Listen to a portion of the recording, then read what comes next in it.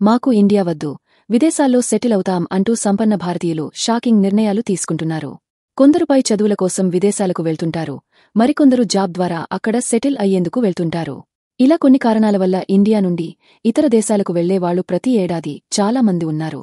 కానీ దీనికి సంబంధించి సంపన్నులు లేదా అత్యంత ధనవంతుల మాటలు ఆశ్చర్యం కలిగిస్తున్నాయి. విషయం ఏంటంటే భారతదేశంలో 25 కోట్ల కంటే ఎక్కువ ఆస్తులు ఉన్నవారిని మనం అత్యంత ధనవంతులు లేదా సంపన్నులు, కోటీశ్వరులు అని పిలుస్తాము. అయితే ఈ విషయంలో అత్యంత సంపద ఉన్న ప్రతి 5 కోటీశ్వరుల్లో ఒకరు ఇండియా విడిచి వెళ్లాలనుకుంటున్నట్లు చెప్పారు.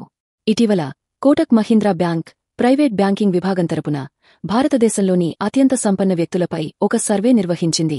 దేశంలోని 12 నగరాల్లో నివసిస్తున్న 150 మంది అధిక నికర విలువ ఉన్న వ్యక్తులపై Kotak Mahindra bank private banking విభాగం ఈ అధ్యయనాన్ని నిర్వహించింది. ఈ అధ్యయనం 2024-25 మొదటి 2 త్రైమాసికాలలో చేయగా, ఈ అధ్యయనంలో 25 కోట్ల కంటే ఎక్కువ ఆస్తులు ఉన్నవారిని వివిధ ప్రశ్నలు అడిగి ఇంటర్వ్యూ చేశారు. వీరిలో ప్రతి 5గురిలో ఒకరు భారతదేశం విడిచి వెళ్లాలనుకుంటున్నట్లు చెప్పారు.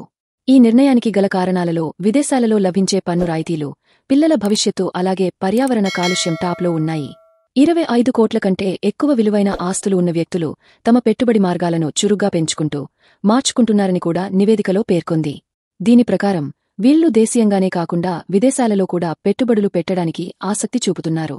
ముఖ్యంగా విదేశాలలో స్టాక్ మార్కెట్లు, రియల్ ఎస్టేట్ రంగాలలో పెట్టుబడులు పెట్టడంపై దృష్టి పెడుతున్నారు.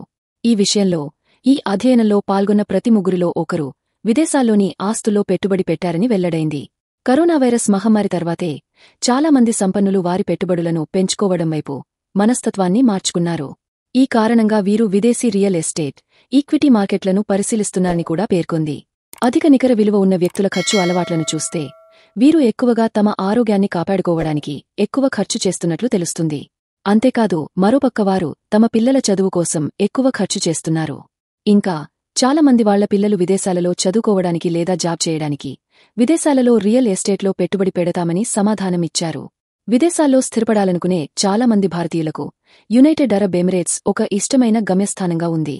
అక్కడ ఆదాయపు పన్ను లేదని, జీవన నాణ్యత మెరుగ్గా ఉందని ఉదాహరణగా చెబుతున్నారు. తాజా సమాచారం కోసం లైక్ చేయండి, ఛానల్ను సబ్స్క్రైబ్ చేయండి.